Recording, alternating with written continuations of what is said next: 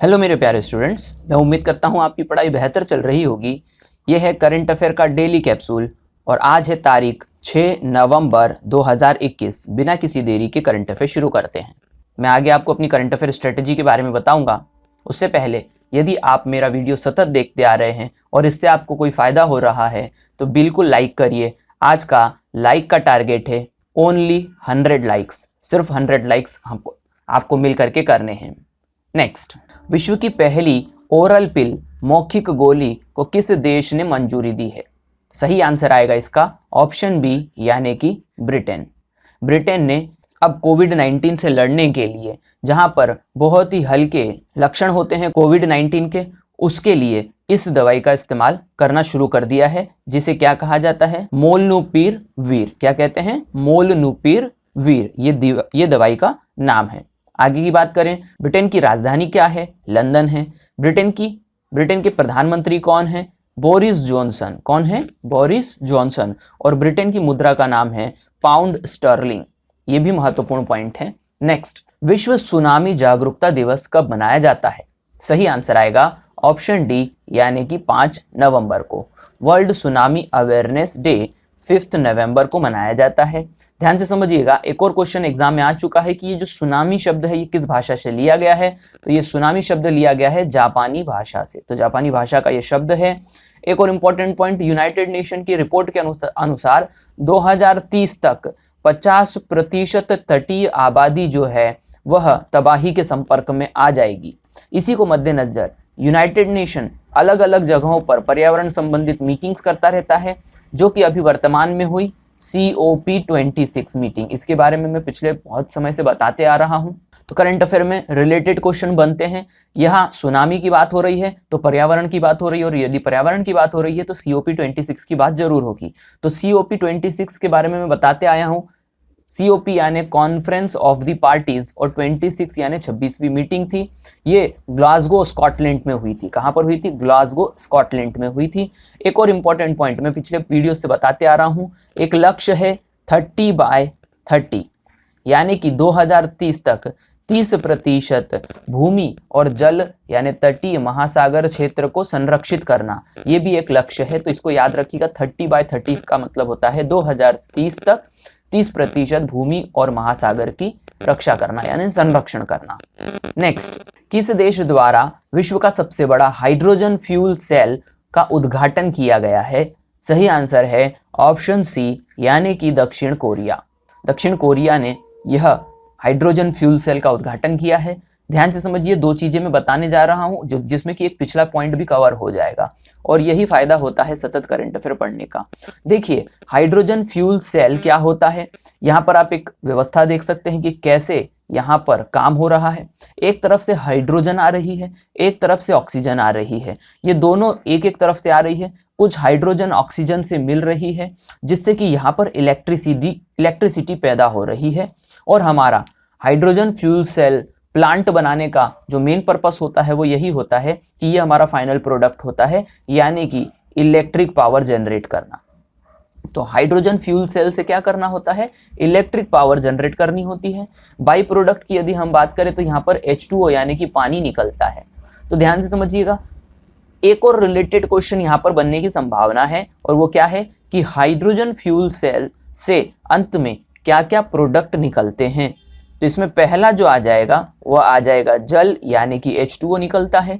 दूसरा जो हमारा आउटपुट है यानी कि बिजली, इलेक्ट्रिसिटी। और तीसरा जो है इसमें निकलती है हीट यानी कि ऊष्मा। तो ये तीन चीजें याद रखिएगा, इन पे क्वेश्चन आ सकता है। ये तीन चीजें निकलती है, जल, बिजली और ऊष्मा, हाइड्रोजन फ्यूल सेल से। इसी का रिवर्स पॉइंट मैंने अभी थोड़े दिन पहले बताया था कि हाइड्रोजन प्लांट सबसे बड़ा भारत में कौन सी कंपनी लगाने जा रही है। तो इसका सही आंसर आएगा गेल, GAIL यानी कि gas authority of India limited, ये लगाने जा रही है। ये मैंने आपको पिछले वीडियोस में बताया था। नेक्स्ट, दुनिया की सबसे मूल्यवान कंपनी कौन बन गई है? सही आंसर आएगा ऑप्शन बी यानी कि माइक्रोसॉफ्ट। माइक्रोसॉफ्ट अब पहले नंबर की यानी कि सबसे मूल्यवान कंपनी, सबसे बड़ी कंपनी बन गई है जिसका कैपिटल यानी मार्केट कैपिटल सबसे ज्यादा हो चुका है शेयर मार्केट में। इसके पहले कौन सी थी? तो एप्पल यहाँ पर दुनिया की सबसे मूल्यवान कंपनी थी, अब माइक्रोसॉफ्ट हो गई है। यदि इनके सीईओ की यदि हम बात करें तो सभी ऑप्शंस के सीईओ मैंने लिखे हैं। देखिए एप्पल के सीईओ, इनके ऊपर क्वेश्चन बहुत बार आता है, टिम कुक हैं। कौन है? Tim Cook. एप्पल के सीईओ हैं टिम कुक। माइक्रोसॉफ्ट के सीईओ हैं सत्य नडेला। अमेजॉन के सीईओ हैं एंडी जेसी और अलीबाबा के सीईओ हैं डेनियल झांग। क्या है? Daniel Zhang. तो मैंने इसके ऊपर एक वीडियो भी बना के रखा हुआ है, अंत में जाकर के आप उस वीडियो को देख सकते हैं। नेक्स्ट मैं अपनी करंट अफेयर स्ट्रेटेजी के बारे में आपको बता देता हूं। देखिए मैं डेली करंट अफेयर कंप्लीट करवाता हूं 10 to 12 मिनट का, फिर मैं वीकली करंट अफेयर करवाता हूं जिसमें डेली करंट अफेयर का मैं रिवीजन करवाता हूं। साथ ही कुछ पॉइंट्स यदि मुझसे डेली में छूट जाते हैं तो मैं उसे वीकली में इंक्लूड कर देता हूं। इसके बाद में मैं मंथली करंट अफेयर करवाता हूं जिसमें मैं पीडीएफ अवेलेबल करवाता हूं। साथ ही साथ मंथली में मैं डेली और वीकली का रिवीजन करवाता हूं, और यदि कोई पॉइंट अभी भी मुझसे छूट गया है तो मैं उसे इंक्लूड कर लेता हूं, जिससे कि आपकी पूरे मंथ की करंट अफेयर की तैयारी बहुत अच्छे तरीके से हो सके। तो चैनल को सब्सक्राइब कर लीजिएगा। नेक्स्ट, हाल ही में विश्व स्वास्थ्य संगठन द्वारा भारत की किस वैक्सीन को मंजूरी दी गई है? सही आंसर आएगा ऑप्शन बी, कोवैक्सीन। ये रही कोवैक्सीन। ध्यान से समझिए, विश्व स्वास्थ्य संगठन यानी WHO ने इसे अभी मान्यता दी है। इसके पहले ऑस्ट्रेलिया, ध्यान से समझिए, किसने? ऑस्ट्रेलिया ने। अभी थोड़े दिन पहले ही मैंने पॉइंट लिया था, ऑस्ट्रेलिया ने कोवैक्सीन को अपने देश में मंजूरी दी थी। दूसरा क्वेश्चन, वैक्सीन यानी कि कोवैक्सीन को किस कंपनी ने बनाया है? यहां पर आप देख सकते हैं भारत बायोटेक। किसने बनाया है? भारत बायोटेक। कोविशील्ड को किसने बनाया है? सीरम इंस्टीट्यूट ऑफ इंडिया ने। किसने बनाया है? सीरम इंस्टीट्यूट ऑफ इंडिया ने। नोट्स बनाते चलिएगा। WHO की यदि हम बात करें तो क्या है? World health organisation. इसकी स्थापना कब हुई थी? 1948 में। कब हुई थी? 1948 में। ऐसे याद रखिएगा, 1950 से 2 साल पहले। 1950 से 2 साल पहले। महानिदेशक कौन है? टेड्रोस एडहानोम। टेड्रोस एडहानोम। उप महानिदेशक कौन है? सौम्य स्वामीनाथन। क्योंकि ये भारतीय है और बहुत बड़े पद पर हैं, इसीलिए इनका नाम याद रखिएगा। सौम्य स्वामीनाथन उप महानिदेशक हैं WHO के। मुख्यालय कहां पर है इसका? जिनेवा में, स्विट्जरलैंड, जिनेवा में। सदस्य संख्या कितनी है? 194। 194 देश इसके सदस्य हैं। नेक्स्ट, किस देश द्वारा दिवाली पर्व पर राष्ट्रीय अवकाश घोषित करने का प्रस्ताव पेश किया है? सही आंसर आएगा ऑप्शन सी, यानी कि अमेरिका। ध्यान से समझिएगा, अमेरिका की कांग्रेस ने एक प्रस्ताव भेजा है अपनी संसद में कि भारतीय पर्व दीपावली के दिन राष्ट्रीय अवकाश की घोषणा की जाए। ये भारत के लिए बहुत गर्व की बात है। भारत का अंतर्राष्ट्रीय मंच पे महत्व बढ़ता ही जा रहा है। देखिए, यदि हम यूनाइटेड स्टेट अमेरिका की बात करें तो ये जितना भी रंग बिरंगा क्षेत्र आप देख रहे हैं, ये है यूनाइटेड स्टेट ऑफ अमेरिका यानी USA। इसके ऊपर की तरफ यदि हम बात करें, उत्तर में है कनाडा, ये बात याद रखिएगा, और इसके दक्षिण में देश है मैक्सिको। सीधे उत्तर और सीधे दक्षिण में मैंने आपको बताया है। अमेरिका की यदि हम बात करें तो इसकी राजधानी है वॉशिंगटन DC। Washington DC। राष्ट्रपति हैं जो बाइडेन और उपराष्ट्रपति हैं कमला हैरिस।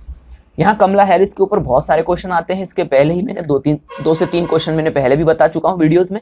ध्यान से समझिए, कमला हैरिस पहली महिला उपराष्ट्रपति बनी है अमेरिका की। दूसरा क्वेश्चन इनके ऊपर आता है, पहली अश्वेत महिला बनी है उपराष्ट्रपति। तीसरा क्वेश्चन आता है, भारतीय मूल की पहली महिला कमला हैरिस है जो कि अमेरिका देश में उपराष्ट्रपति पद पर हैं।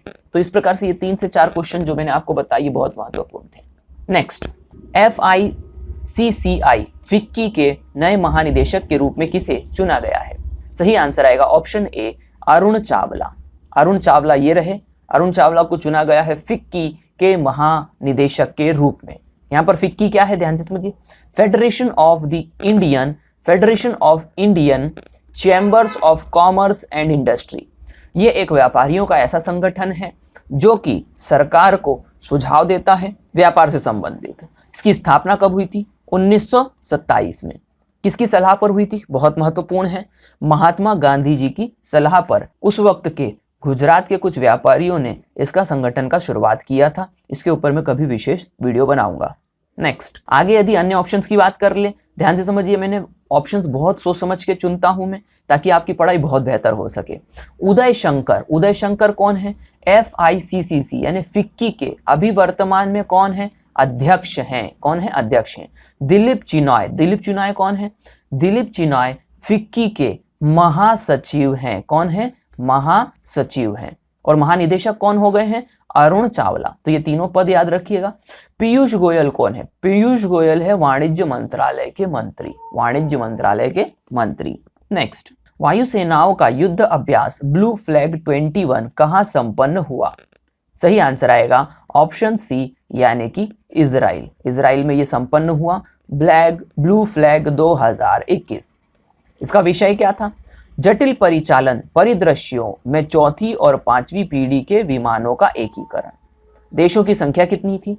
8 देश थे जिन्होंने इस युद्धाभ्यास में भाग लिया। कौन कौन से देश थे? America, Britain, Germany, France, Italy, Greece, Israel और भारत। ये 8 देश थे।